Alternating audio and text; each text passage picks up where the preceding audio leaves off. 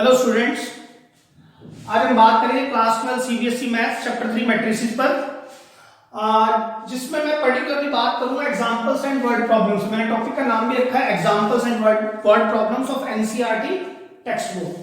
ठीक है, क्योंकि आप जानते हैं एक्सरसाइज 3.1, 3.2, 3.3 और मिसलेनियस कि सभी क्वेश्चंस खत्म कर लिए हैं, छोड़ के कुछ selected examples which I am going to discuss in this particular lecture as well as all the word problems.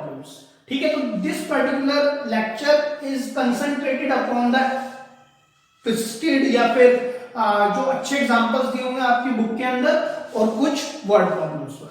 Clear है? तो बेटा एक चीज हो रही है, पहले मैं एग्जांपल्स ही स्टार्ट करता हूं और मैंने देखा कि पहले 7 एग्जांपल, पहले first 7 examples are the easiest examples. हालांकि 8वां एग्जांपल भी बहुत ही ज्यादा आसान है। तो देखिए हमें क्या करना है, हमारे पास मैट्रिसेस दी हुई है। If A is this matrix, कितने बाय कितने की सर? ये 3/2 मैट्रिक्स, राइट? ये वाली एक B मैट्रिक्स है, वो भी 3/2 की। Then find matrix X। X matrix निकालनी है और देख लो X को कैपिटल लिया हुआ है उसने, such that 2A plus 3X is equal to 5B, such that 2A plus 3X is equal to 5B। तो देखो कैसे निकालेंगे, आपको 2A plus 3 times X is equal to 5 times B।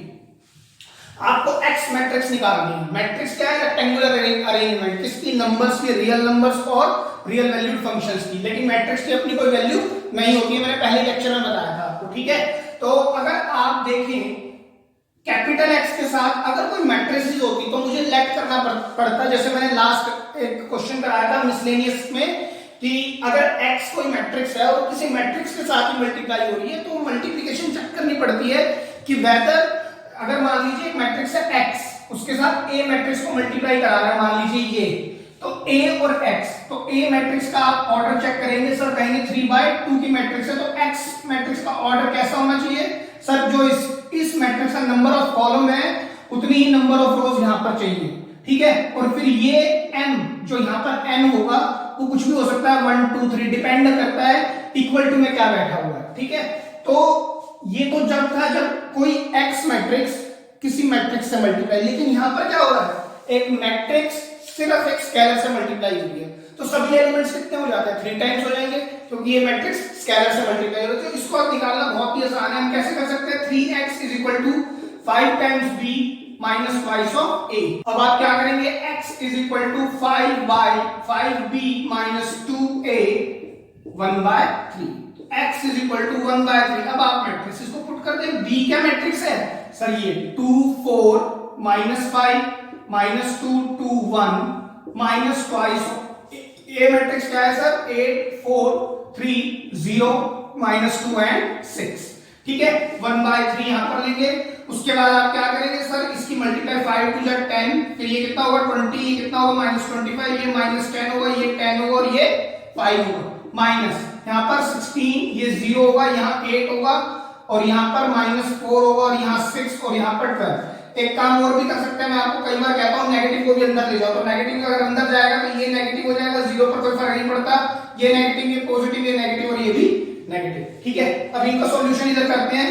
आप देखिए पहले क्या करेंगे, इन दोनों को ऐड करेंगे। ये कितने बाय कितने की? 3/2 की। ये भी मैट्रिक्स 3/2 की। क्या दोनों की एडिशन पॉसिबल है? हां जी पॉसिबल है, because the order is same. Whenever the matrices order is same, then only the plus or minus can be possible।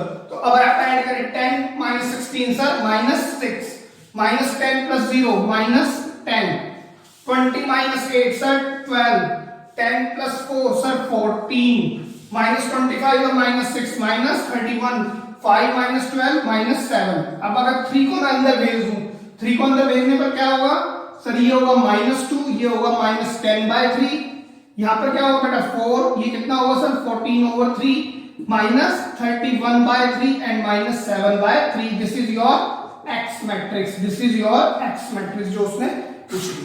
I hope this is clear. ठीक है, लिख लीजिए आप। तो स्टूडेंट्स देखते हैं अपना एग्जांपल नंबर 11। बेटा मैंने पहले इससे पहले 8th एग्जांपल कराया आपको, 9 10 इज क्वाइट इजी। अब 11th पर वो बात करते हैं, which is our first word problem. ठीक है, बहुत ही आसान है, देखिए पढ़े क्वेश्चन को। 2 farmers Ramkishan and Gurcharan Singh, 2 farmer हैं जिनका नाम है एक तो रामकिशन और दूसरा नाम है Ramcharan Singh, cultivates only 3 varieties of rice. ठीक है, 3 तरह के राइस की वो खेती करते हैं जिनका नाम है बासमती, परमल एंड नोरा, तीन वैरायटी ऑफ राइस दी हुई है हमारे को।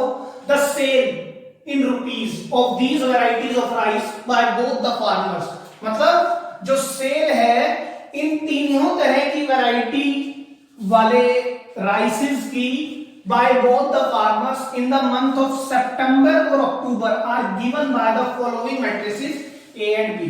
बेसिकली मुद्दे की बात ये है कि एक मैट्रिसेस दी हुई है जिसका नाम, अभी नाम की बात बाद में करेंगे, सितंबर की सेल्स दी हुई है। सेल्स होती है कि कितना माल बेचा गया, कितना माल, जैसे मान लीजिए ये रामकिशन है, रामकिशन अपनी खेत के अंदर या अपने फील्ड के अंदर तीन तरह के ये इन राइसेस को पैदा करता है, उनकी यानी कि वो प्रोड्यूस करता है, उसके बाद वो जाता है किसी अनाज मंडी में उनको बेचता है, क्लियर है, किसी ग्रोसरी शॉप, किसी यानी कि ग्रेन मर्चेंट्स के पास जाता है और उनको वो सेल ऑफ करता है।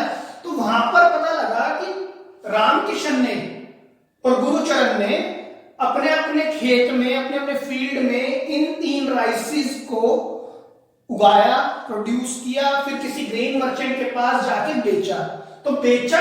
तो बासमती राइस से रामकिशन को सितंबर के महीने में इतने रुपए मिले, इतने रुपए के उसने चावल बेचे। कौन से चावल? बासमती। इसी तरह से परमल राइस बेचा रामकिशन ने 20,000 रुपए का, 20,000 रुपीज का, कौन से मंथ में? सितंबर मंथ में। इसी तरह से रामकिशन ने नोरा नाम की पैदावार, नोरा राइस नाम के राइसेस को बेचा, कितने रुपीस का? 30,000 रुपीस के राइस बेचे, कौन से महीने में? सितंबर महीने में। उसी तरह से गुरचरण ने भी 50,000 रुपए के तो बासमती, 50,000 रुपीस की बासमती सितंबर में सेल किए। गुरचरण ने 30,000 रुपीस के परमल राइस सेल किए सितंबर के महीने में। इसी तरह गुरचरण ने 10,000 रुपीस के नोरा राइस सेल किए सितंबर के महीने में। और इस पर्टिकुलर मैट्रिसेस को बनाने के लिए के बाद मैंने कहा था किसी भी मैट्रिसेस को नाम देना जरूरी होता है, उस मैट्रिसेस का नाम दिया गया ए मैट्रिसेस। ठीक है, ये कौन से महीने की मैट्रिसेस है? सितंबर की। अब इसी तरह से एक मैट्रिसेस और बनाई गई अक्टूबर की। अक्टूबर में कितनी कितनी सेल की रामकिशन ने, कितने कितने रुपए के चावल बेचे रामकिशन ने, डिपेंडिंग अपॉन द वैरायटी, मतलब बासमती राइस रामकिशन ने 5,000 रुपीज का सेल किया अक्टूबर मंथ में। परमल राइस रामकिशन जी ने सेल किया 10,000 रुपीज का, फिर से अक्टूबर मंथ में। नोरा राइस रामकिशन ने सेल किया 6,000 रुपए का, कौन से महीने में? अक्टूबर महीने में। Same goes with Gurcharan. I hope question is clear. यही क्वेश्चन कह रहा है, दो फार्मर है रामकिशन और गुरचरण जो कल्टीवेट करते हैं, खेत में उगाते हैं तीन वैरायटी ऑफ राइस, जिसका नाम है बासमती, परमल एंड नोरा। ठीक है, और कुछ सेल करते हैं, यानी कि उगाने के बाद उसको ग्रेन मर्चेंट के पास जाके बेच के आते हैं और इतने रुपए के बेच देते हैं। Of these varieties of rice by both the farmers, दोनों फार्मर बेचते हैं in the month of September and October. ये मैट्रिसेस दी हुई है।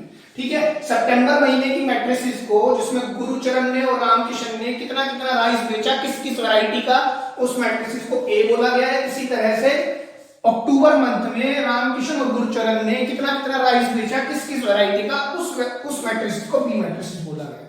ठीक है, तो अब देखिए पहला क्वेश्चन क्या था, find combined sales in September and October for each farmer. हर एक फार्मर की बतानी है आपने। फाइंड कंबाइंड सेल, कंबाइंड मतलब इकट्ठी सितंबर की भी और अक्टूबर की भी, और each farmer in each variety, variety wise बतानी है। ऐसा नहीं है कि सर मान लीजिए मैं तो ऐड कर देता हूं रामकिशन की कितनी टोटल सेल है, 10 और 20, 30 और 30, 60।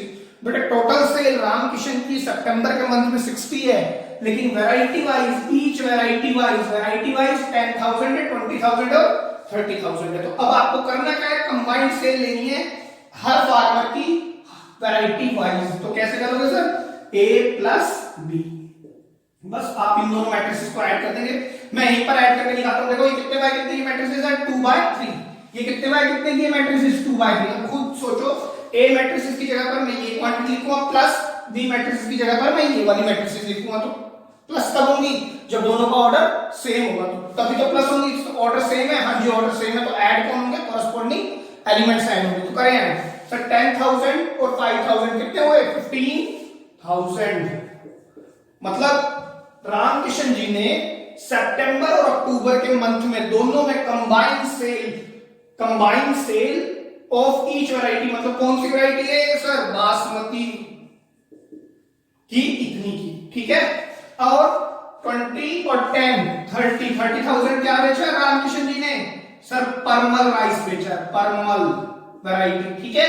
उसी तरह से 30 और 6 36,000, ये कितना, ये किसने बेचा है? सर रामकिशन ने। कौन सी वैरायटी है सर? नोरा वैरायटी, क्लियर है। ये किसने बेचा है? रामकिशन ने, क्लियर है। उसी तरह से एक बंदा और है हमारे पास, गुरुचरण सिंह। तो गुरुचरण सिंह ने कितना बेचा? 50 और 20 सर 70,000, 30 और 10 कितना? 40,000 और 10 और 10 20,000। I hope this is clear. तो इस पर्टिकुलर मैट्रिसेस का नाम क्या हुआ? A plus B matrices, combined matrices of which month? September. आप ऊपर लिख देंगे, यहां पर लिखेंगे, यहां पर मैं उसको यहां पर लिख रहा हूं, September and October sales in rupees, clear है, ठीक है। चलिए नेक्स्ट पे बात करते हैं, find the decrease in sale from September to October. क्या बोल रहा है? इस डिक्रीज बताओ, डिक्रीज कितना हुआ है सेल में, कहां से? सितंबर से अक्टूबर में, है ना। तो देखो ध्यान से देखना, सर सितंबर में सेल ये थी और अक्टूबर में ये है।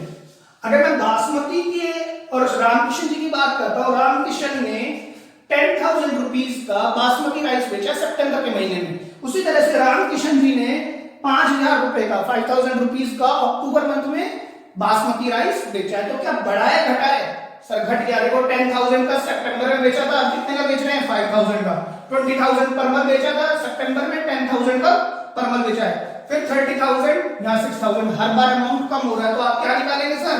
A माइनस बी, ठीक है। A माइनस बी मतलब सितंबर से अक्टूबर, decrease in sale in rupees from September to October, ठीक है। इसको थोड़ा सा और नीचे करके यहां पर लिख लेना, आप यहां पर लिखना बासमती, फिर आप यहां लिखेंगे परमल, फिर बेटा नौर, ठीक है।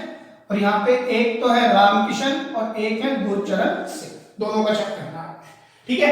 तो बताओ बासमती कितना कम होगा? 10,000 minus 5,000 sir 5,000, 20,000 minus 10,000 sir again it is 10,000, और 30,000 माइनस 6,000 24,000। डिक्रीज इतना ही तो आ रहा है भाई। पहले 10 का दिख रहा था, 5 का दिख रहा है, तो कितना डिक्रीज होगा? 5। कोई तो पूछ रहा है डिक्रीज कितना होगा सेल में? 20,000 का दिख रहा था, 10,000 का दिख रहा है, तो कितना डिक्रीज हुआ? 10,000 का। अब पहले 30,000 रुपए का बेच रहे थे, 30,000 का नौरा रामकिशन जी, अब कितने का बिक रहा है? 6,000, तो डिक्रीज कितना हुआ सर? 24,000 का डिक्रीज हुआ, क्लियर है। उसी तरह से गुरचरण का निकालेंगे, गुरचरण का कैसे निकालोगे? 50 माइनस 20 कितना होगा? 30,000, 30 माइनस 10 सर 20,000, 10 माइनस 10 सर 0, कोई डिक्रीज नहीं है इनके केस में, क्लियर है, ठीक है। नेक्स्ट वाला देखते हैं, इफ बोथ फार्मर्स रिसीव, दोनों फार्मर, अगर दोनों फार्मर्स को रिसीव होता है 2% प्रॉफिट। अब सर प्रॉफिट बेटा ऑब्वियस सी बात है, कोई आदमी कोई भी काम करता है तो वो किस लिए करता है? कोई बिजनेस करा जाता है तो प्रॉफिट के लिए किया जाता है, बड़ी सीधी सी बात है। अब आप एक बात बताओ, वो बंदा जो बासमती राइस से सितंबर में 10,000 रुपए की सेल कर रहा था, तो रामकिशन जी सितंबर के महीने में 10,000 रुपए की सेल कर रहे थे, तो इस बात का मतलब ये थोड़ी है कि वो 10,000 के 10,000 रुपए कमा रहे थे, नहीं सर। 10,000 रुपए में उन्होंने बहुत सारे काम किए, जैसे बीज लगाया होगा, उसमें उन्होंने खेती भी की होगी, उसमें समय भी दिया होगा, पानी भी दिया होगा, तो वो सारी की सारा उनको प्रॉफिट नहीं है। 10,000 रुपीज की तो उन्होंने सेल की है, लेकिन इसके पीछे खर्चा भी किया है, कॉस्ट भी लगी है, जैसे बिजली लगती है ना, इलेक्ट्रिसिटी वगैरह लगी होगी, ट्रांसपोर्टेशन लगा होगा, जब वो सामान को उठा के ग्रेन मर्चेंट तक लेके आए होंगे, फिर उन्होंने वहां पर जाके किसी बीच में कोई ब्रोकर होता है उसको भी कमीशन दिया होगा कि मेरा सामान बिकवा दो।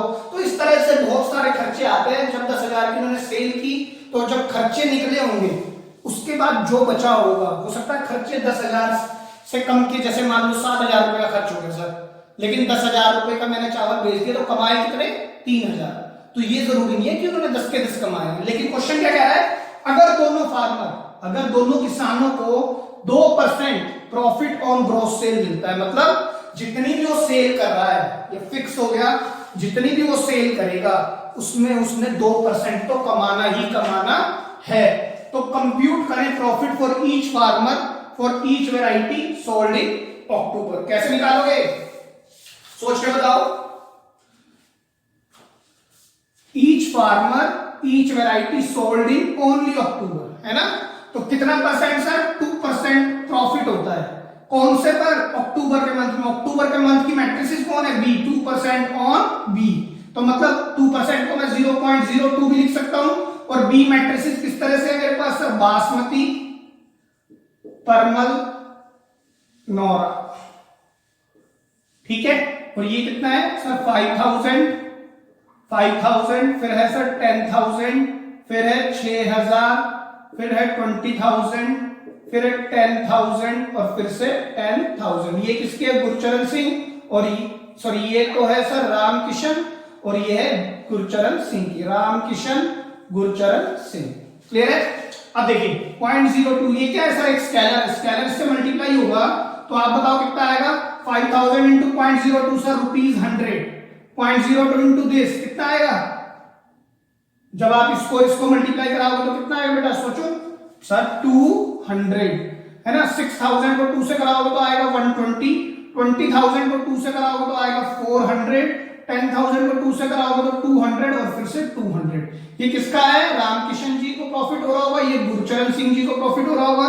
तो ये क्या आ रहा है, प्रॉफिट इन रुपीज, ठीक है। और कब का प्रॉफिट है, ये अक्टूबर का, अक्टूबर मंथ का। क्लियर है। ये किस पर प्रॉफिट है, बासमती, ये परमल और ये नौरा, ठीक है। आप ध्यान से देखें, उसने बोला कि सर अगर दोनों फार्मर को 2% प्रॉफिट होता है किस पर, ग्रोस सेल पर, तो कंप्यूट करके दिखाएं profit for each farmer for each variety, अलग अलग। ऐसे नहीं कि सर पूरे पर देख लो। अगर वो कह देता ना सिर्फ 2% प्रॉफिट बता दो, 2% प्रॉफिट बता दो रामकिशन को अक्टूबर से, तो मैं इसको टोटल करता और 2% प्रॉफिट बता देता। लेकिन उसने कैसे बोला है, हर एक फार्मर का अलग अलग और हर वैरायटी के लिए अलग अलग बताना है, एक एक करके। तो मैंने क्या किया, 0.02 मल्टीप्लाई करा दिया पूरी इस मैट्रिक्स से। 5,000 को बेटा पॉइंट आप मल्टीप्लाई करा सकते हो, जब मल्टीप्लाई कराते हो तो पॉइंट को भूल जाओ, और जितने के बाद भी पॉइंट है, मतलब पॉइंट कितने के बाद है, कितने से, जैसे पीछे से गिने 1 और 1 2, तो पीछे से 2 छोड़ के आप पॉइंट लगा दें। जैसे 5,000 को इससे मल्टीप्लाई किया तो कितना आएगा, 1,000, 5,000 इंटू 2 कितना होता है, 10,000। 10,000 के बाद कितने के बाद पॉइंट है, 1 2 पॉइंट लगाए इसको, तो कितना बचेगा, 100। इसी तरह से 10,000 को 2 से मल्टीप्लाई कराओगे तो कितना है, 20,000। लेकिन पीछे से 2 पर पॉइंट छोड़ोगे तो कितना बचेगा, सिर्फ 200 रुपीज। तो ये प्रॉफिट आ गया आपका अक्टूबर महीने का, 2% profit on gross sales earned by both the farmers Ramkishan and Gurjar. Hope this is fine. लिख लीजिए। तो स्टूडेंट्स देखते हैं एक और word problem which is example number 19 of your textbook, एक जिसमें बताया गया है कि इलेक्शन में इन लेजिस्लेटिव असेंबली एक इलेक्शन होते हैं, a political group hired a public relations firm to promote its candidate. मतलब आजकल आप देखते होंगे जब भी इलेक्शन होते हैं, चाहे दिल्ली में हो चाहे पूरे लोकसभा के हो, तो आपके पास उन इलेक्शन से के समय पर या फिर वोटिंग डे से पहले तक कॉल आते रहते हैं, आप इस पार्टी को कॉल, इस पार्टी को वोट दें, इस पार्टी को वोट दें, राइट। तो इसी तरह से ना हर इलेक्टेड पार्टी, जो भी इलेक्शन में पार्टी जा रही है, जितनी भी पार्टीज यानी हिस्सा लेने जा रही हैं, वो सब ग्रुप क्या करते हैं, एक फर्म को हायर करते हैं जिसको हम पब्लिक रिलेशन फर्म बोलते हैं, ठीक है। वो लोग क्या करते हैं, उन पर्टिकुलर पार्टीज के लिए उनको प्रमोट करते हैं कि आप प्लीज बीजेपी को वोट दें, उन्होंने ये अच्छा काम किया, आप प्लीज आम आदमी पार्टी को दें, कांग्रेस को दें, व्हाटएवर भी लगो, ठीक है। तो उसी तरह से एक असेंबली इलेक्शन में पॉलिटिकल ग्रुप ने किसी पब्लिक रिलेशन फर्म को हायर किया है, तो उस पब्लिक रिलेशन फर्म ने बताया हम एक टेलीफोन के जरिए और एक हाउस कॉल के जरिए और एक लेटर के तरीके से हम इन 3 तरीकों से आपकी पार्टी को प्रमोट कर सकते हैं, ठीक है। तो कॉस्ट क्या आती है, अब भाई जब वो प्रमोट करेंगे तो लड़के उन्होंने यानी कि वहां पर टीम पूरी की पूरी बिठाई हुई है, तो कई बंदे बैठते हैं, तो वो कॉल करते हैं या फिर लेटर भेजेंगे, तो भाई कॉस्ट तो आएगी पूरे दिन की।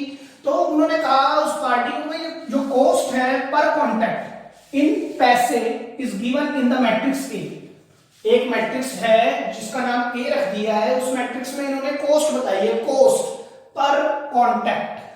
टेलीफोन की कॉस्ट आती है 40 पैसे, 40 पैसे, पैसे में ना कॉस्ट ये 40 पैसे, ठीक है। हाउस कॉल पर जाते हैं तो 100 पैसे और लेटर डालते हैं तो 50 पैसा कॉस्ट आती है पर कॉन्टैक्ट। एक कॉन्टैक्ट की इतने इतने पैसे कॉस्ट पड़ती है। उस मैट्रिक्स का नाम क्या रखा गया, ए रखा गया। आगे चलते हैं, number of contacts of each type made in 2 cities. अब बेसिकली इन पार्टीज ने कहा हमें इन 2 सिटीज में अपना प्रमोट करना है, तो 2 सिटीज का नाम रखा गया एक्स और वाई।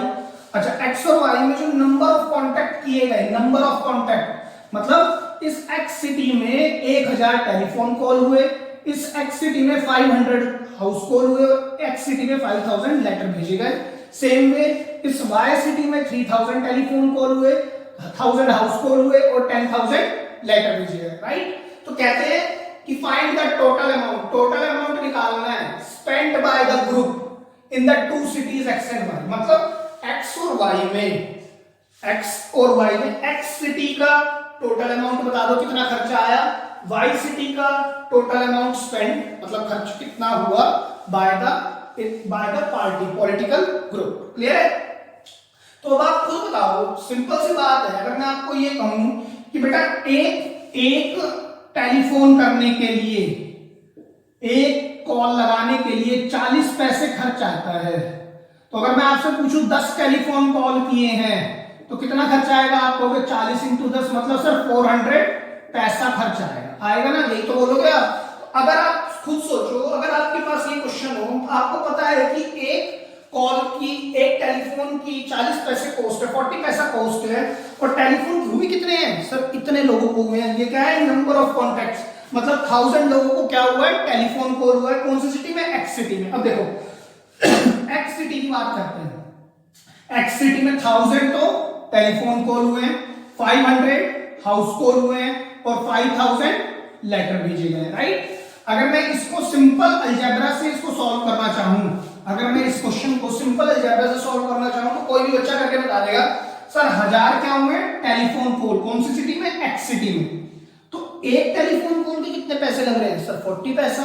तो 1000 के कितने लगेंगे सर? × 40, ठीक है सर। 500 ये क्या है? हाउस कॉल हुए हैं। 500 अगर हाउस कॉल हुए हैं तो एक हाउस कॉल के कितने पैसे लगते हैं? 100 पैसा। तो 500 के कितने लगेंगे सर? × 100, ठीक बात है। आगे चलते हैं। 5000 एक्स सिटी में क्या भेजे गए हैं सर? लेटर। तो लेटर पे, एक लेटर पे कितने की कॉस्ट आ रही है? 50 पैसा। तो 5000 पे कितने क्या है? 50 पैसा × 5000। अब सर इसने पूछा क्या है? Total amount spent in city x. Total amount कौन सी सिटी में स्पेंड हो गया? वो एक्स में। तो टोटल करने के लिए तो सर इनको ऐड कर दो, क्या 500 आ गया। क्लियर है? तो ये तो सिंपल अलजेब्रा। इसी तरह वाई के लिए आप कर सकते हो सर, वाई में 3000 तो टेलीफोन कॉल हुआ है, एक टेलीफोन कॉल 40 पैसे का पड़ता है, तो 3000 × 40 टोटल आ जाएगा।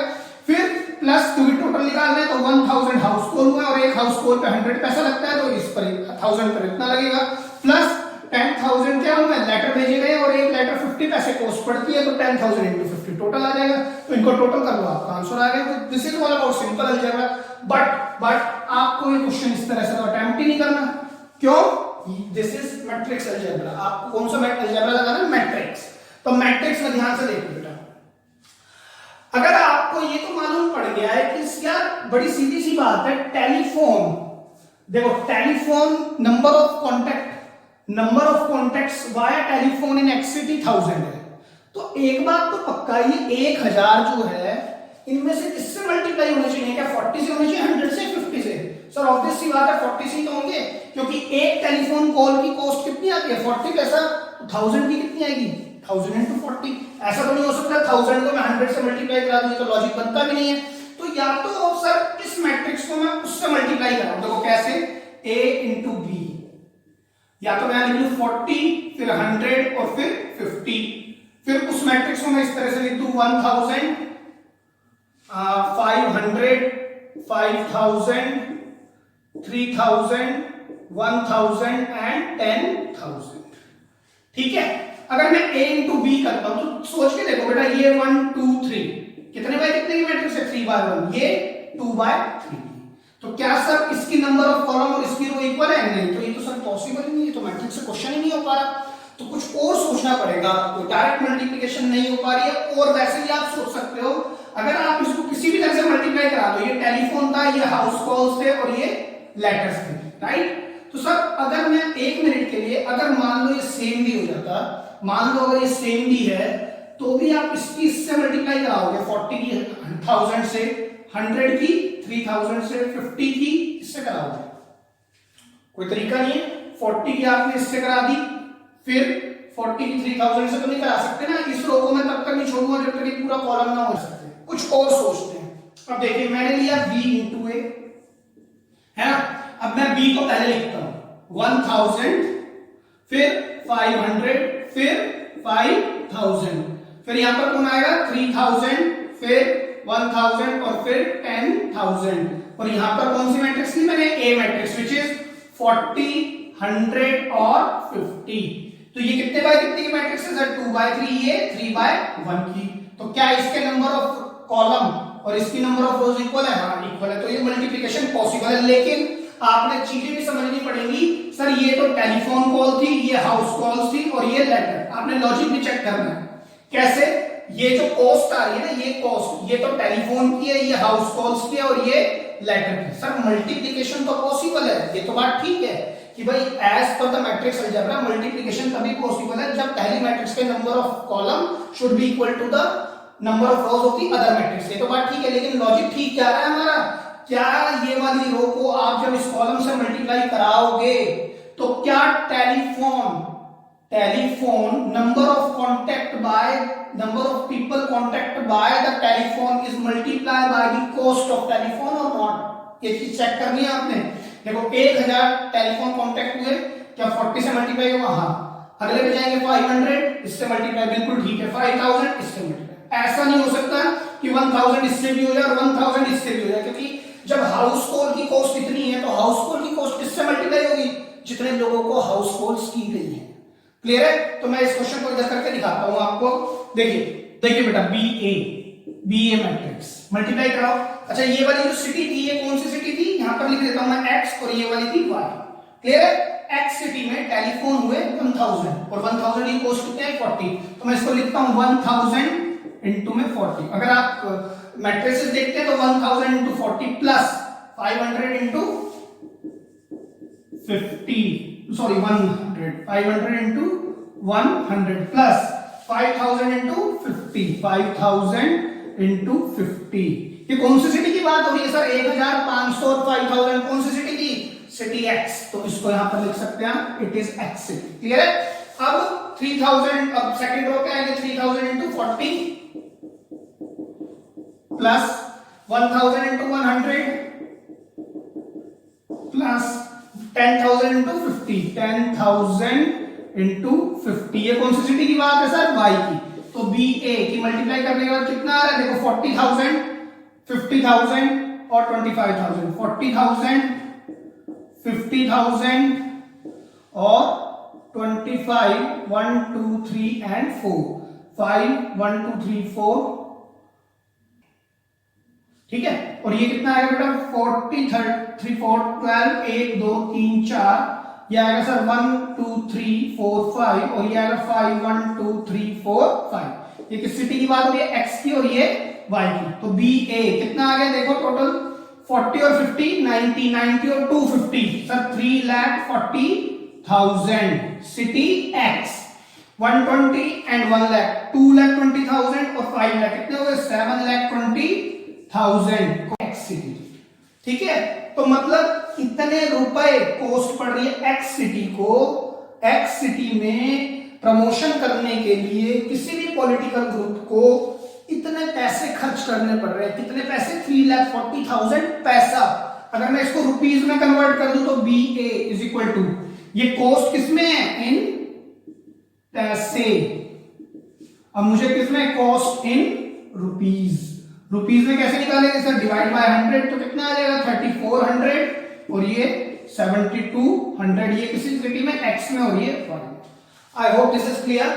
तो बेसिकली है ना, आपको ये बात ध्यान रखनी है कि मल्टीप्लिकेशन भी हो जाए, मतलब एक तो आपका मल्टीप्लिकेशन का रूल नहीं टूटना चाहिए, दूसरी बात अपना लॉजिक भी सही आना चाहिए, क्योंकि ये नहीं होना चाहिए कि मैं 1000 को 40 से मल्टीप्लाई करा दूं। सर मल्टीप्लिकेशन तो पॉसिबल हो रही है, मल्टीप्लिकेशन पॉसिबल होना एक बात है, बट लॉजिक भी ठीक होना चाहिए कि 1000 should be multiply with only telephone cost, क्योंकि ये टेलीफोन कॉन्टैक्ट नंबर है, ठीक है, ये हाउस कॉल्स नंबर है, तो house call number house call cost से ही मल्टीप्लाई होने चाहिए। और बेटा एक बात हो रहा है, जब इस तरह की चीजें दी होती है ना, तो कोई ना कोई एक चीज तो सेम देगा, जैसे इसके अंदर है, अगर ये दोनों ही सेम ना होते तो आप इसको इस तरह से कर भी नहीं सकते थे।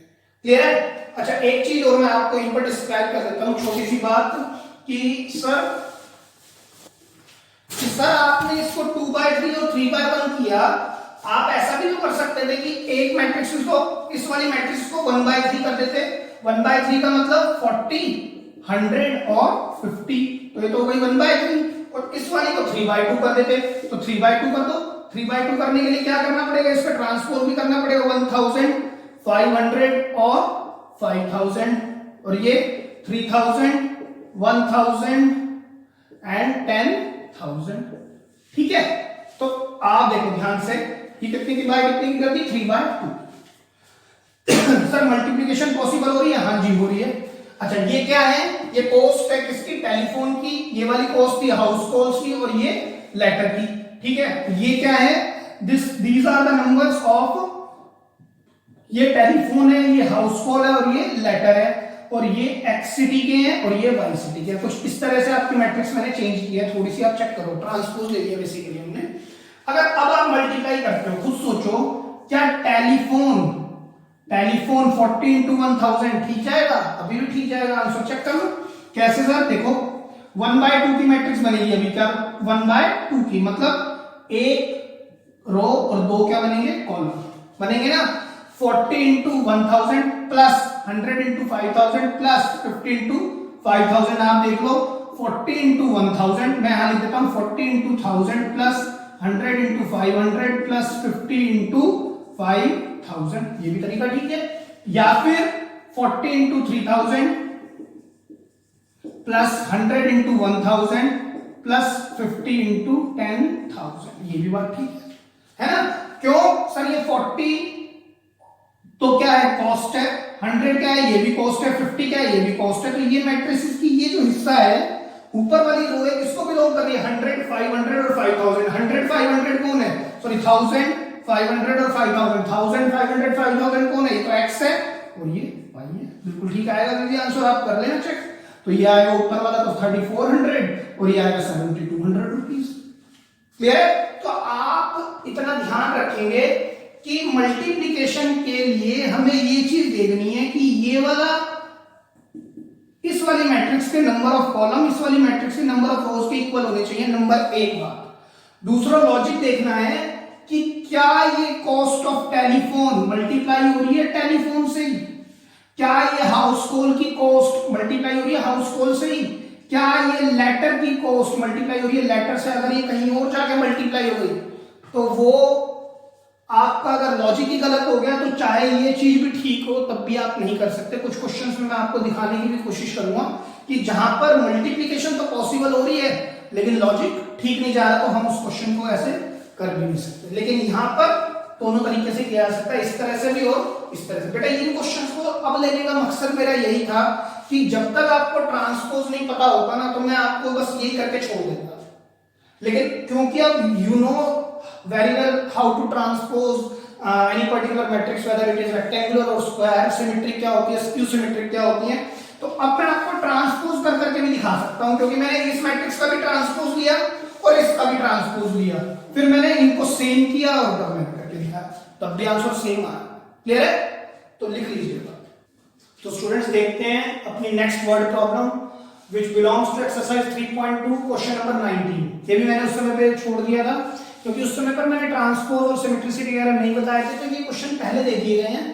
इनको मेरे हिसाब से एनसीईआरटी को ट्रांसपोज के बाद देना चाहिए था, जिससे कि ये टॉपिक ज्यादा क्लियर हो पाए, इसलिए मैं इनको अपने तरीके से सीक्वेंस बना रहा हूं उनकी।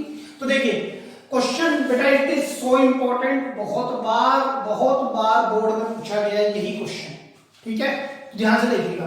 कहता है ट्रस्ट फंड हैज रुपीज 30,000, मतलब उसकी जेब में इतने पैसे हैं, कितने, 30,000 रुपए फंड है जिसकी जेब में 30,000 रुपए, that must be invested in 2 different types of bond, मतलब उसको इन्वेस्ट करना है 2 अलग अलग बॉन्ड्स में।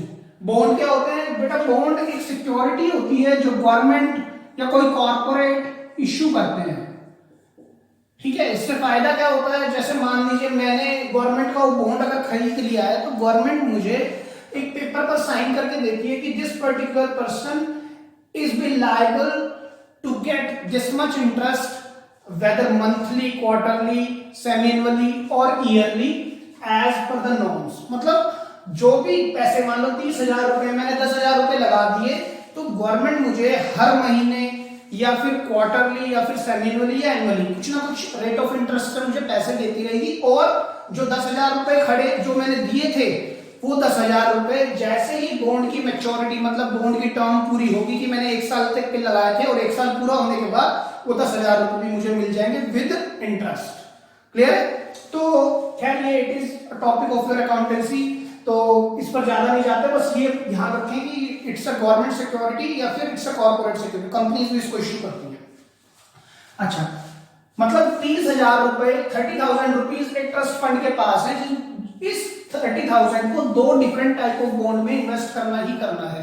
ऐसा नहीं कर सकते एक में कर दिया 3 में कर दिया, नहीं, सिर्फ और सिर्फ 2 में ही करना है। कैसे? जो पहला वाला बॉन्ड है वो कितना इंटरेस्ट पे करता है, 5% पर ईयर, और सेकंड बॉन्ड 7%, मतलब सर सारा का सारा इसमें करें तो फायदा होगा ना, हाँ होगा तो सही, लेकिन उसने बोला है कि दोनों में, 2 अलग अलग में ही करना है, तो 5% में भी कुछ करना पड़ेगा और 7 में भी कुछ करना पड़ेगा। तो कहता है यूजिंग मैट्रिक्स मल्टीप्लीकेशन, क्या यूज करना है, मैट्रिक्स मल्टीप्लीकेशन से determine how to divide rupees 30,000 among the 2 type of bonds if the trust must obtain an annual total interest of rupees this much। ठीक है, मतलब कि किस तरह से इस 30,000 रुपए को इन दोनों बॉन्ड्स में इन्वेस्ट किया जाए कि at the end of the year, जब बॉन्ड की टर्म या बॉन्ड मैच्योर हो जाए या बॉन्ड का 1 साल या 2 साल जितने भी समय के लिए हमने इन्वेस्ट किया था वो टाइम पूरा होने के बाद मुझे टोटल इंटरेस्ट के रूप में 1800 रुपीज मिल जाए, ए पार्ट, बी पार्ट में कहता है मुझे 2,000 मिल जाए। ठीक है, तो पहले हम ए की बात करते हैं। बेटा बड़ी सीधी सी बात है, एक बात बताओ, मान लीजिए सबसे पहले आप मेरे को ये बता दो, अगर मेरे पास 30,000 रुपीज है तो मैं कितने कितने रुपए किस किस तरह से इन्वेस्ट कर सकता हूं।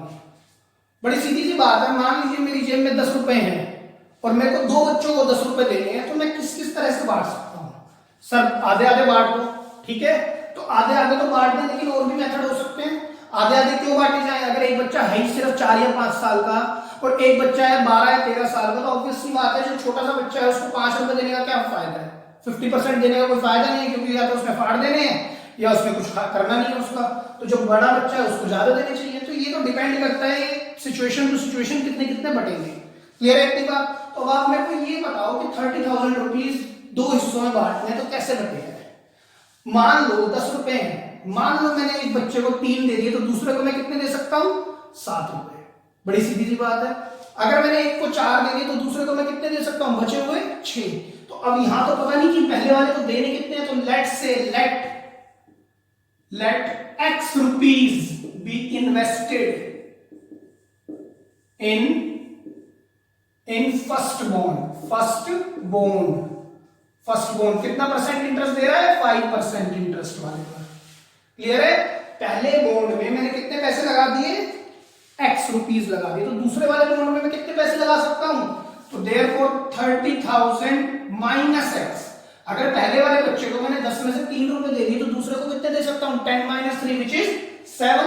तो अगर पहले वाले बच्चे को या पहले वाले बॉन्ड में मैंने x रुपीज इन्वेस्ट कर दिए तो सेकंड बॉन्ड में कितने कर सकता हूं, सर 30,000 माइनस x। आप ये नहीं कह सकते सर इक्वल, ऐसा कहीं बोल नहीं रहा हूं, इक्वल ही करें। अगर इक्वल ही करना होता तो फिर वो पूछता क्यों, वो तो कह ही रहा है कि किस तरह से डिवाइड करें। तो हमने कहा कि पहले वाले को अगर मैंने x दे दिए तो दूसरे को मैं कितने दूंगा, 30,000 minus x B invested in second bond, second type bond जिसमें इंटरेस्ट कितना है, 7%।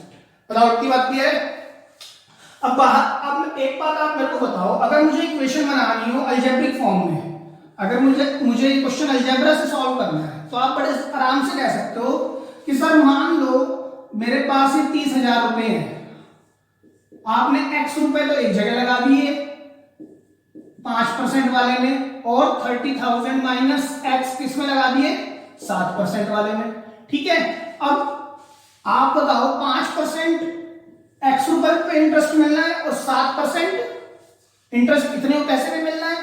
तो अगर टोटल इंटरेस्ट इतना मिल रहा है, टोटल इंटरेस्ट अगर इतना मिल रहा है पूरे साल खत्म होने के बाद, तो डिवाइड कैसे की जाएगी, मतलब x पता लग जाए तो आप आराम से निकाल सकते हो। कैसे कहोगे, sir x rupees interest, x rupees interest मिल रहा है कितने पे 5%, 5% ऑफ x में अगर मैं ये ऐड कर दूं कितना है, 30,000 माइनस x का कितना 7%। बेटा देखो x रुपीज पर कितना परसेंट इंटरेस्ट मिलेगा, मेरे पास मैंने 100 रुपए, अगर इसमें मैंने अगर 30,000 में से 10,000 रुपए लगा दिए, x अगर 10,000 है तो 10,000 पे 5% मिलेगा, तो 20,000 पर कितना इंटरेस्ट मिलेगा 7%। और ये है क्या सर, ये इंटरेस्ट है, हाँ जी ये तो इंटरेस्ट ही तो है, x रुपए पे इतना इंटरेस्ट, और ये क्या है, ये भी तो इंटरेस्ट है, तो ये टोटल इंटरेस्ट नहीं है, और टोटल इंटरेस्ट मिलना कितना चाहिए 1800। तो यही तो इक्वेशन बनाओगे आप, x निकालोगे उससे। आप देखो ध्यान से, मैं क्या कह रहा हूं कि अगर 5% रेट ऑफ इंटरेस्ट x रुपए पे मिलता है तो 7% इंटरेस्ट बचे हुए पैसों पे मिलता है, और अगर उन दोनों को मैं ऐड कर दूं तो टोटल पैसे पे इंटरेस्ट पता लग गया पूरे साल का, तो पूरे साल का इंटरेस्ट तो दिया ही हुआ है उसने 1800। देख लो आप 1800 दिया है ना, एनुअल टोटल इंटरेस्ट कितना, तो ये क्या है, ये इंटरेस्ट है पूरा, और ये क्या है, ये भी तो पूरा इंटरेस्ट है, ये पूरे साल का है, ईयर का, ये भी ईयर का है। चेक करो, जब ये इंटरेस्ट है पूरे साल का और ये भी इंटरेस्ट है पूरे साल का, तभी तो ये बात इक्वल है, वरना इक्वल हो ही नहीं सकती, इक्वेशन बन ही नहीं सकती जी, या तो फिर इनइक्वालिटी होती। लेकिन अभी तो इक्वल है ये, क्यों, ये भी टोटल इंटरेस्ट है पूरे साल का, और ये क्या देने वाला है सर, ये भी तो टोटल इंटरेस्ट देने वाला है, अगर x पता लग जाए तो, समझ रहे। लेकिन सर ये तो फिर सिंपल अलजेब्रा हो गया, अपने को करना कैसे है, मैट्रिक्स मल्टीप्लिकेशन से। तो दोबारा ऐसे ही सोचो कि मैट्रिक्स, तो मैट्रिक्स बनाओ बेटा इनकी।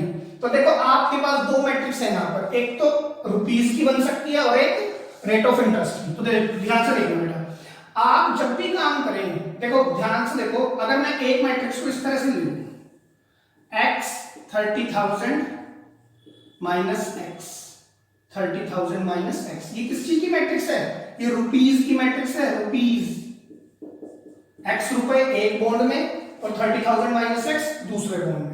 ठीक है, तो दूसरी जो मैट्रिक्स होगी, दूसरी मैट्रिक्स जो होगी, ऑब्वियस सी बात है, जो दूसरी मैट्रिक्स होगी आपकी, वो कैसे बनाई जाएगी, वो किस तरह से बनाई जाएगी, इसके साथ मल्टीप्लिकेशन पॉसिबल हो जाए, और इक्वल टू में क्या है, total interest which is 1800। Clear. तो यहां पर आप देखो ध्यान से, ये कितने बाय कितने की दी है मैंने, 2/1 की, तो अगले वाली को क्या लेना पड़ेगा मल्टीप्लाई करने के लिए, 1/2 की। सर मैट्रिक्स की मल्टीप्लिकेशन तो पॉसिबल कर दी, यानी मैट्रिक्स अलजेब्रा तो हो गया। अब लॉजिक भी देखना है कि ये जो x रुपए है ना, इससे x रुपए पे इंटरेस्ट कितना मिल रहा है, केवल 5%, और इस पर 7%। ठीक है, अब आप ध्यान से देखो, इस रो को मैं तब तक नहीं छोड़ूंगा जब तक इस कॉलम से मल्टीप्लाई ना करा लूं। तो x किससे मल्टीप्लाई होने वाला है, 5% से, और ये किससे मल्टीप्लाई होने वाला है, 7% से। चेक करो, तो कराओ मल्टीप्लाई, तो कितने बाय कितने का आ जाएगी मैट्रिक्स, 2/2 की, राइट। और इधर कौन बैठा है, 1/1, है ना। आप खुद सोचो सर, अगर मैंने मल्टीप्लिकेशन, जैसे मैंने आपको लास्ट क्वेश्चन में बताया, हो सकता है कि मैट्रिक्स की मल्टीप्लिकेशन पॉसिबल हो जाए, फिर भी लेकिन क्वेश्चन नहीं बनेगा। देखो क्यों नहीं बन रहा है, यहाँ पर क्या दिक्कत आ रही है, ध्यान से देखो सर, अगर आपने इसको इससे मल्टीप्लाई कराया, x इंटू 5% कितना आएगा, 5/100 टाइम्स x। इस रो को तब तक नहीं छोड़ेंगे जब तक इससे, अब x को इससे कराओगे तो 7% ऑफ x। तो लॉजिक ठीक जा रहा है सर, x रुपए पे कितना इंटरेस्ट मिल रहा है, सिर्फ 5%, और आप तो x रुपए को 7% से मल्टीप्लाई करा रहे हो, तो लॉजिक ही गलत जा रहा है। एक बात सर, लॉजिक गलत हो गया, मल्टीप्लिकेशन पॉसिबल है लेकिन लॉजिक सही नहीं जा रहा। फिर देखो चलो, 30,000 माइनस x, इस रो को किससे मल्टीप्लाई कराओगे सर, इस पहले कॉलम से, इस रो को तब तक नहीं छोड़ेंगे जब तक इस कॉलम से मल्टीप्लाई ना करें। तो इसको कराओगे तो 5% ऑफ 30,000 माइनस x, और फिर 5% of, sorry 7% of 30,000 minus x होगा ना ऐसे ही सर। इस रो की मल्टीप्लाई अब इस कॉलम से होगी। लेकिन आप खुद सोच के बताओ 30,000 माइनस एक्स पे इंटरेस्ट कितना मिलना है, सिर्फ और सिर्फ। तो सर ये मल्टीप्लाई कैसे हो गई, ये तो मल्टीप्लाई इससे होना ही नहीं चाहिए। अगेन लॉजिक तो गलत हो गया।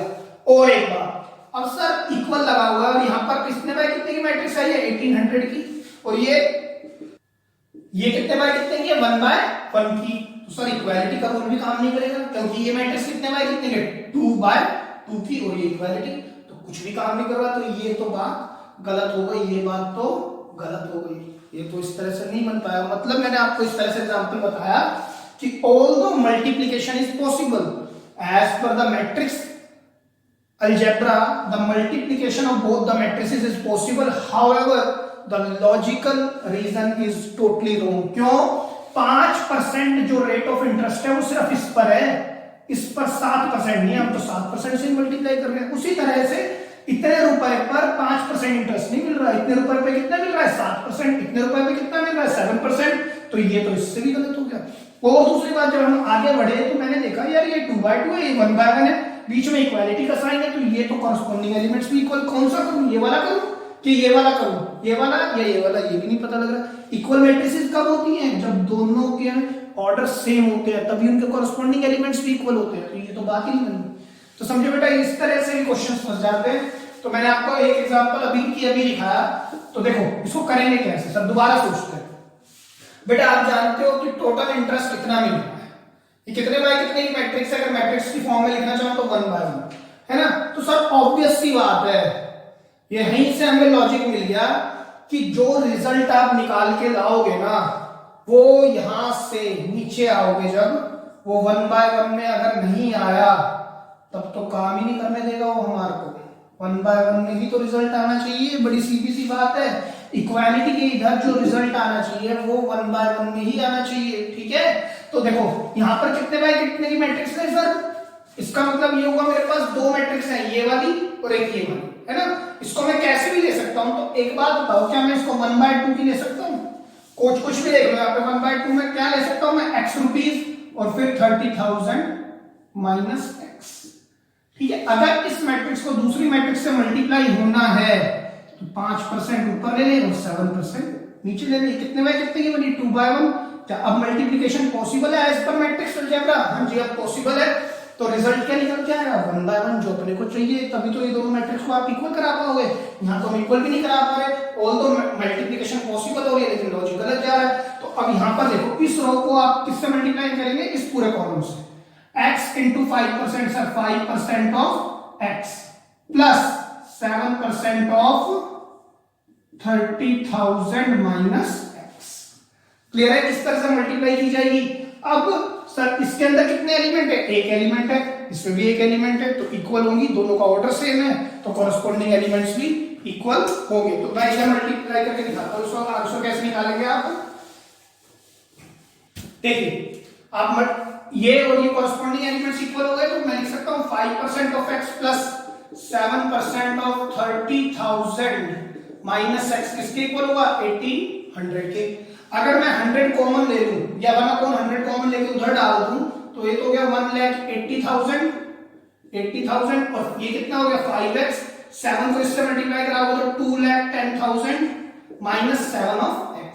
5x माइनस 7x होता है बेटा माइनस 2x। ये क्वांटिटी उधर जाएगी तो ये नेगेटिव हो जाएगी, नेगेटिव बड़ा होने की वजह से माइनस 30,000। तो माइनस से माइनस कैंसिल, तो x कितना आ गया, 15,000 रुपए।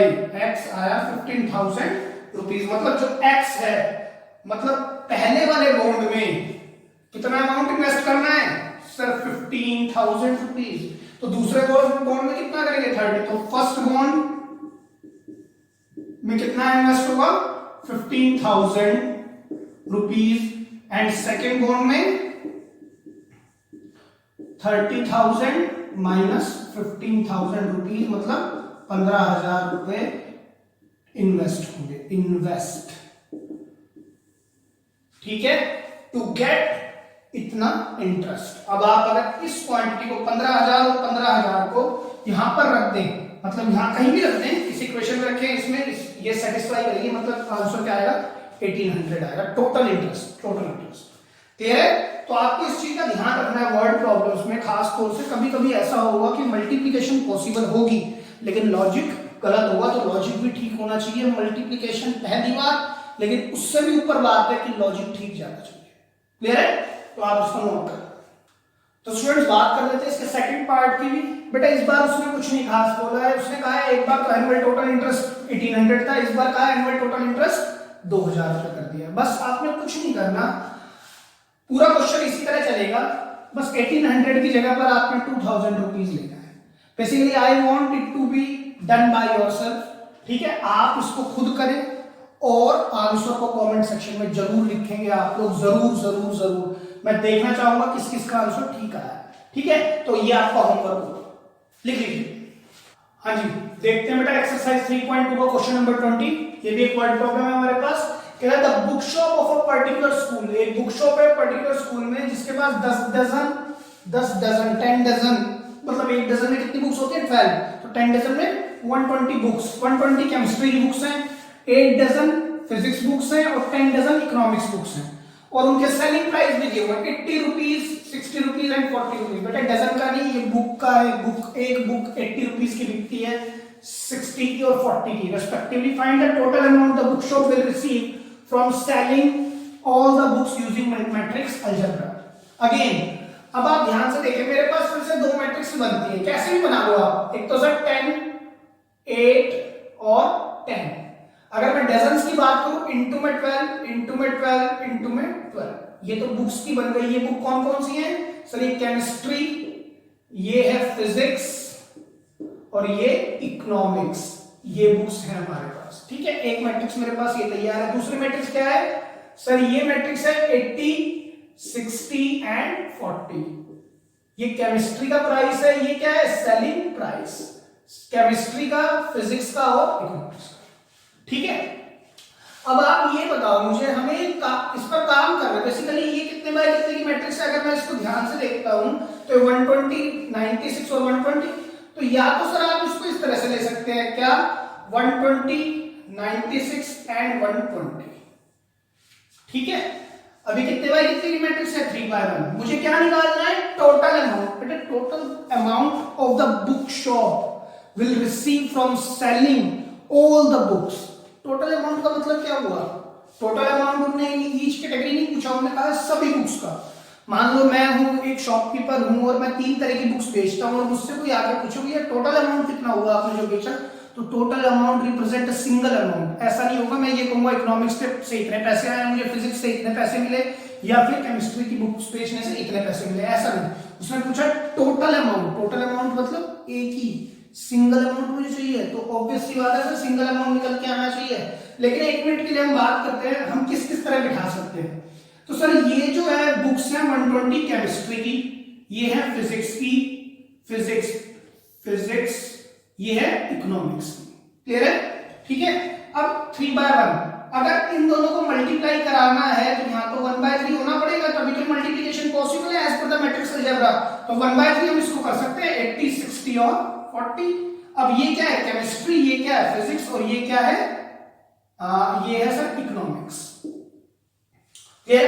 सर इस वाली रो को हम तब तक नहीं छोड़ेंगे जब तक हम इससे मल्टीप्लाई ना करें।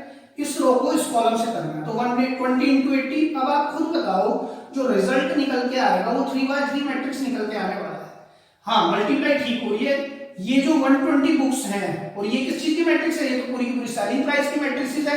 तो 120 into 80, देखो जो बुक्स 120 हैं वो केमिस्ट्री की हैं, वो मल्टीप्लाई किससे हो रही है? केमिस्ट्री के सेलिंग प्राइस से, तो ठीक जा रहा है। आगे जाएंगे फिर 96, सेकंड रो को हम 120 into 80, 120 into 80, ये तो ठीक जा रहा है। अब 120 into 60 कर सकता हूँ क्या? 120 into 60 सर ये बात तो गलत हो गई यहीं पे, है ना? क्यों गलत हो गई? क्योंकि केमिस्ट्री बुक का जो प्राइस है वो 80 रुपए है और केमिस्ट्री बुक है कितनी? 120, 10 डजन into 12, 120 into 80 तो होगा। लॉजिक तो ये कहता है 120 into 80, 120 into 60 कैसे हो जाएगा? लेकिन ये तो मैट्रिक्स मल्टीप्लिकेशन पॉसिबल कर रही है तो दिख रहा है, लेकिन लॉजिक यहां पर भी रॉन्ग है, लॉजिक गलत जा रहा है। दूसरी बात मैंने क्या कही आपको? Because it has asked total amount. Total देखिए यहां पर लिखा भी हुआ है from selling, total amount the book shop will receive. और टोटल अमाउंट क्या होता है? Total amount is a single value या figure, it can not be 3/3 matrix. मैं ऐसे नहीं कहूंगा टोटल अमाउंट कीजिए, इस पर इतना मिला, इस पर इतना मिला। टोटल अमाउंट मतलब एक फिगर निकल के आएगी कि हाँ आज मैंने 1000 रुपए की सेल की है in total. Total amount the book shop will receive from selling all the books, सारी बुक्स बेचने के बाद। तो अब एक बात समझ में आनी चाहिए, जो आंसर निकलना चाहिए वो अभी भी 1/1 ही निकलना चाहिए। तो सर 1/1 तो तभी आएगा जब पहली मैट्रिक्स 1/3 की हो और दूसरी मैट्रिक्स 3/1 की हो। ये भी बात जरूरी है। तो 1/3 की कौन सी मैट्रिक्स ले सकते हो? ये पहली ले लो 120, 12 into 8 बेटा 96, 10 into 12 ये भी 120। चेक करो ये कौन से, ये किस चीज, ये कौन सी बुक्स है सर? केमिस्ट्री की, ये फिजिक्स, ये इकोनॉमिक्स। ठीक है, अच्छा इनको किससे मल्टीप्लाई कराना है? सेलिंग प्राइस से। सेलिंग प्राइस किसके? केमिस्ट्री का कितना है? 80, 60 एंड 40। ये किसका है? केमिस्ट्री का, ये फिजिक्स का और ये इकोनॉमिक्स का। एक बात तो ये हुई कि सर ये मल्टीप्लिकेशन तो पॉसिबल हो गई, बिल्कुल हो गई सर पॉसिबल। मल्टीप्लिकेशन तो यहां भी पॉसिबल हो रही थी, लेकिन लॉजिक गलत जा रहा था। 120 into 80 तो ठीक था, 120 into 60, 120 into 40। भाई केमिस्ट्री की बुक्स इकोनॉमिक्स के रुपए से थोड़ी मल्टीप्लाई होगी। इकोनॉमिक्स की बुक थी 40 रुपए की और इकोनॉमिक्स की बुक 120 ये वाली बेची है, तो ये तो इससे मल्टीप्लाई होना ठीक है, ये या ये थोड़ी मल्टीप्लाई हो जाएंगे इससे, क्योंकि ये किस कौन सी बुक्स हैं? केमिस्ट्री और फिजिक्स। पर कोई भी बुक है वो अपने प्राइस से तो मल्टीप्लाई होगी। मान लो केमिस्ट्री की बुक 10 रुपए की है और मैंने 100 बुक्स बेची है, तो 100 into 10 ही तो करूंगा मैं। ये थोड़ी कि फिजिक्स की बुक 15 रुपए की है तो 100 into 15 कर दूंगा, नहीं, वो लॉजिक गलत होगा। तो अब आप यहां देखो क्या मल्टीप्लिकेशन पॉसिबल है? हाँ जी है, रो इनटू कॉलम। अब देखो ये रो तब तक नहीं छूटेगी जब तक ये पूरा कॉलम मल्टीप्लाई ना हो जाए। तो इसको थोड़ा बड़ा करके अब लिखें 120 into 80। ठीक है, देखो सही जा रहा है। केमिस्ट्री की बुक्स की मल्टीप्लाई केमिस्ट्री के सेलिंग प्राइस से ही हो रही है। आगे चलो, फिजिक्स की बुक्स की मल्टीप्लाई फिजिक्स के सेलिंग प्राइस से ही होगी, प्लस इकोनॉमिक्स की बुक्स इकोनॉमिक्स के सेलिंग प्राइस से ही होगी। तो यहां पर मैट्रिक्स मल्टीप्लिकेशन भी पॉसिबल हो रही है, मल्टीप्लिकेशन भी पॉसिबल हो रही है और लॉजिक भी ठीक है, और टोटल अमाउंट में एक सिंगल अमाउंट आएगा, वो बात भी ठीक है। ये बात आपको समझनी पड़ेगी कि लॉजिक सबसे पहला काम करेगा बेटा। ये होता है 9600, ये होता है 5760, हाँ ठीक है, प्लस ये होता है 4800। अगर इनको टोटल करोगे तो ये बनेगा 06, तो ये आ गया 60,120,10 और ये रुपीस। इतना अमाउंट की वो टोटल सेल कर देगा। Find the total amount. तो टोटल अमाउंट को कितना बताएगा? 20,160 रुपीज सोल्ड, यानी कि selling basically 20,160 is the total amount that the bookshop would receive या has received from selling all the books using matrix algebra। Clear है? ठीक है, लिख लीजिए। तो स्टूडेंट्स देखते हैं एक और वर्ड प्रॉब्लम जो कि लास्ट होगी आपकी इस चैप्टर की मिसलेनियस एक्सरसाइज का क्वेश्चन नंबर 10 मैंने पिक किया। मैन्युफैक्चरर प्रोड्यूसेस 3 प्रोडक्ट्स, 3 तरह के प्रोडक्ट्स एक मैन्युफैक्चरर बनाता है जिनका नाम है XYZ which he sells in 2 markets. ठीक है, जैसे एनुअल सेल्स दी है और प्रोडक्ट्स, मतलब ये X प्रोडक्ट है, ये Y और ये Z। क्वेश्चन में नहीं लिखा है, लेकिन समझना है कि कितने प्रोडक्ट बनाता है? 3। तो देखो 3 ही प्रोडक्ट दिए हुए उसमें X, Y और Z। कौन कौन सी मार्केट में सेल करता है? 2 मार्केट में, मार्केट 1 और मार्केट 2 में। ठीक है, आपको निकालना क्या है? क्वेश्चन नंबर 1 कहता है इफ यूनिट सेल प्राइस, एक यूनिट का जो सेल प्राइस है XYZ का इतना इतना इतना है, तो find the total revenue. Total revenue तो निकालना है, लेकिन अलग अलग मार्केट का, मतलब 1 मार्केट का और 2 मार्केट का, फर्स्ट मार्केट का अलग और सेकंड मार्केट का अलग। तो देखो ध्यान से देखिए, अगर मैं इस मैट्रिक्स को, अब आप समझ गए होंगे हमने करना कैसे है। देखो मैंने कहा अगर मैं इस मैट्रिक्स को ले लूं 10,000, 2,000, 18,000 और दूसरी मैट्रिक्स का है 6,000, 20,000 और 8,000। बेटा कितने बाय कितने की है सर? 2/3 की है ना। जो रिजल्ट निकलना चाहिए, टोटल रेवेन्यू निकलना चाहिए मार्केट का। जो टोटल रेवेन्यू होगा, टोटल रेवेन्यू इस तरह से होना चाहिए ना कि सर टोटल रेवेन्यू किस तरह से रिप्रेजेंट होना चाहिए, मैं इधर लिखता हूं, जो टोटल रेवेन्यू आना चाहिए वो कुछ इस तरह से आना चाहिए, मार्केट 1 का और मार्केट 2 का इतना और इतना, तो एक एक एंट्री तो अंदर आनी चाहिए, मतलब कितनी रो हो गई 500, कुछ 2/1 की तरह से आना चाहिए। तो यहाँ पर तो 2/3, ठीक है। तो अगला क्या लेंगे, मल्टीप्लिकेशन पॉसिबल करने के लिए सर 3/3 देखते हैं। यूनिट सेल प्राइस कितना कितना है सर 2.5, 1.50 और 1 रुपीस। 3 बाय कितने कॉलम है सर 1 कॉलम, तो मल्टीप्लिकेशन पॉसिबल है, हाँ जी है। और मल्टीप्लिकेशन अगर पॉसिबल है तो जो रिजल्टेंट मैट्रिक्स होगी वो कितने बाय कितने की, 2/1 की, विच आर रिक्वायर्ड। तो ये क्या है मार्केट 1 और ये क्या है मार्केट 2 और ये क्या है सेलिंग प्राइस किस आइटम का, एक्स आइटम का सेलिंग प्राइस, वाई आइटम का, और सेलिंग प्राइस ही जेड आइटम का। यहां पर एक्स ये है, वाई ये है और जेड ये है। अब देखो ध्यान से मार्केट 1 के अंदर जो प्रोडक्ट बेचे गए हैं वो 10,000 बेचे गए हैं, कौन सा एक्स प्रोडक्ट। मार्केट 1 में ही 2000 वाई प्रोडक्ट बेचा गया, मार्केट 1 में ही 18,000 जेड प्रोडक्ट बेचा गया। तो जब एक्स प्रोडक्ट बेचा गया तो एक्स प्रोडक्ट की मल्टीप्लाई किससे होनी चाहिए, एक्स सेलिंग प्राइस से। तो आप खुद सोचो, जब इस रो को इस कॉलम से मल्टीप्लाई कराया जाएगा तो this multiply by this plus Y product multiply by with Y selling price, और Z product would multiply with the Z selling price. तो ठीक जा रहा है क्वेश्चन, तो आप इसको लिख सकते हैं, कैसे लिखेंगे, तो hence the total revenue will be 10,000 into 2.5 plus 2,000 into 1.5 plus 18,000 into 1, फिर 6,000 into 2.5 plus 20,000 into 1.5 फिर 8,000 into 1। तो ये कितने बाय कितने की मैट्रिक्स है, 2/1 की। This is market 1, this is market 2, है ना। यही तो रेवेन्यू होगा। अगर आपसे कोई कहते कि भाई मार्केट 1 का रेवेन्यू बताओ, तो आप क्या करोगे, भाई एक्स मार्केट 1 में जो एक्स प्रोडक्ट बेचा गया है, एक्स प्रोडक्ट को उसके सेलिंग प्राइस से मल्टीप्लाई करो, वाई प्रोडक्ट को उसके सेलिंग प्राइस से, जेड को उससे, तो वही तो हम कर रहे हैं। एक्स प्रोडक्ट को उसके सेलिंग प्राइस से, वाई को उसी के सेलिंग प्राइस से, और जेड को जेड के सेलिंग प्राइस से मल्टीप्लाई कराना पड़ेगा। तो ये खोलने के बाद कितना आएगा, 10 into 2.5 कितना होगा सर 2500, और ये होगा सर 25, और ये होगा बेटा 3000, और ये होगा 18,000। 18 और 3 21, 21 और 2 23,500, ठीक है।